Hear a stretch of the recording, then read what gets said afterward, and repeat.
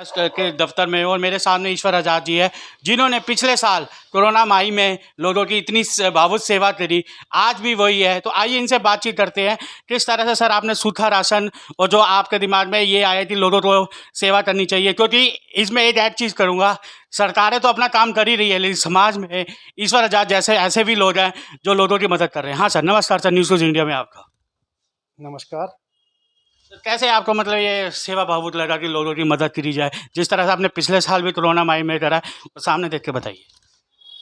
देखो, दो बातें हैं।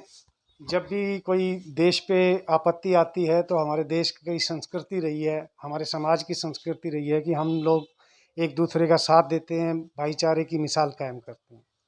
तो मेरी नीयत और मेरी प्रकृति उस प्रकार की है कि जब भी कोई विपत्ति आए तो हमें अपना जितना बन पड़े उतना काम करना चाहिए और कोशिश करनी चाहिए कि जो भी हम काम कर रहे हैं वो सार्थक होना चाहिए। बिना किसी विवाद में या किसी सरकार की बुराई करके या कोई और काम आलोचना करके नहीं रहना चाहिए।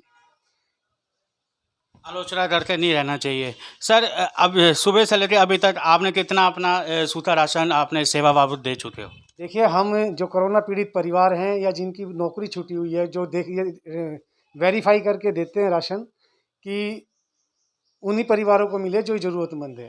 एक बात। दूसरी बात, जो हमारा जनता रसोई चल रही है श्रीनगर में, वहाँ पर जो कोरोना पीड़ित परिवार हैं जो भोजन नहीं बना सकते, हमने वो हेल्पलाइन नंबर डाला हुआ है। वहाँ से भी 50 से 60 परिवारों का एक समय में भोजन जाता है बन तैयार होकर के। उसके लिए भी हमने हेल्पलाइन नंबर डाला हुआ। जो लोग डालते हैं तो उनको उसी हिसाब से ताज़ा भोजन बना हुआ मुहैया कराते हैं। ताज़ा भोजन पूरा करवाते हैं सर। जो इसके अलावा भी हमने क्या नाम है ऑक्सीजन के यहाँ से अपने यहीं से हमने ऑक्सीजन भी दी और लोगों को ऑक्सीजन कंसंट्रेटर भी मुहैया कराए। अस्पताल के अंदर बेड भी मुहैया कराए हैं अपनी मदद से, जिन अभी भी प्राइवेट में भी सरकारी में भी। और जो मदद हो सकती थी, कुछ मदद बल्कि ऐसी भी हुई कि सम्राट इनक्लेव हमारे राजधानी में चंद्रलोक में 2-3 जगह जहाँ पर कोविड से मृत्यु होगी और उनको कोई हेल्प करने वाला नहीं था, क्योंकि घर में तो 3 आदमी 4 आदमी थे, सारे वो थे, तो उनके लिए एम्बुलेंस और हमारे नवजीवन वेलफेयर सोसाइटी है शकूरपुर में, संदीप मेडवाल उसको देखते हैं, उनके सहयोग से उनका अंतिम संस्कार भी करवाया। आपने मतलब इतनी बड़ी सेवा है बाबूजी की अंतिम संस्कार, जहाँ पर लोग आना नहीं चाहते वहाँ पर आप लोगों की सेवा और आप लोगों की टीम पूरी पहुँची है। बिल्कुल बिल्कुल। और ये ऑक्सीमीटर, ऑक्सीजन के सिलेंडर, अब क्या नाम है ऑक्सीजन की के जो हमारे सिलेंडर थे, वो सिलेंडर जो है पूठ वाले प्लांट में भरने के लिए गए थे, तो डीएम साहब ने उनको जब्त कर लिया कि भाई ये गैर कानूनी है। तो हमने उस चीज़ को ऑक्सीजन का अब कम कर दिया है। तो अब पिछले 1 हफ्ते से तकरीबन ये सूखे राशन की और बने हुए भोजन की तो पिछले 20 दिन से चल रही है। पिछले 20 दिन से चल रही है। सर कोई ऐसा यहाँ पर ऐसा कोई गरीब परिवार ऐसा देखा कि जो इतना है कि जिस जैसे आपको लगता है कि आपने इतना तो सेवा बाबू करा, वो मदद के लायक पूरा है, ऐसे आए हैं? हाँ, जो अभी ये जो क्या नाम है, नाम पहले नाम लिखा जाता है, उसके बाद वेरीफाई करते हैं। जो लोग ज़रूरतमंद नज़र आते हैं उनको ही देते हैं। जो प्राइवेट नौकरी थी, दुकान पे नौकरी कर रहे थे, नौकरी नहीं है तो तनख्वाह नहीं है, तनख्वाह नहीं है तो जो लोग परेशानी में हैं, कुछ लोग पर बाहर के हैं कि भाई उत्तर प्रदेश से हैं, बिहार से हैं, कोई झारखंड से हैं कि भाई अब नौकरी नहीं है, राशन नहीं है, तो उनको मदद करते तो यही हैं। हमारी है कोशिश यही रहती है कि भाई ज़रूरतमंद को ही मदद की जाए। यही है ईश्वर आजाद जी जिस तरह से ये सेवा भावुक पूरा कर रहे हैं। और एक चीज़ कहना चाहेंगे कि लोगों की मदद से, और सर साथ ही साथ एक चीज़ और बताइए, जनता के लिए आप क्या संदेश देना चाहेंगे जो ये यहाँ पर है? जनता के लिए यही संदेश है कि भाई हम हमारे आसपास हम जितना हमारे को भगवान ने सामर्थ्यशाली बनाया, उस हिसाब से अच्छी नीयत के साथ मदद करें। और हमें मदद की ज़रूरत है तो जायज़ जगह पर जाकर हम उसकी गुहार लगाएं। तो ऐसी बात नहीं है, हमारी केंद्र की सरकार भी काफ़ी कुछ कर रही है, राज्य की सरकार भी अपने उसमें कर रही है, और लोग संस्थाएं गुरुद्वारे बहुत लोग काम कर रहे हैं इसमें।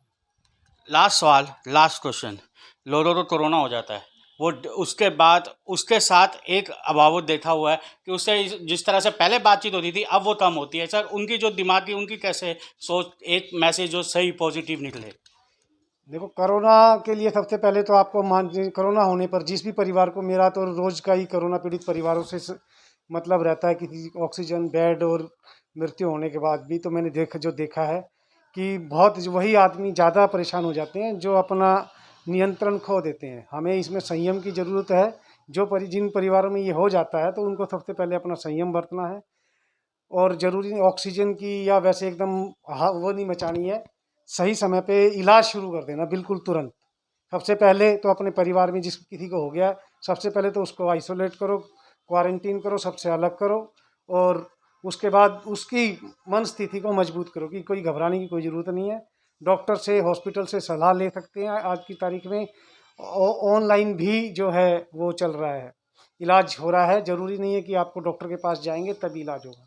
कोशिश करें कि कम से कम भीड़ के अंदर फिर भी जाएं।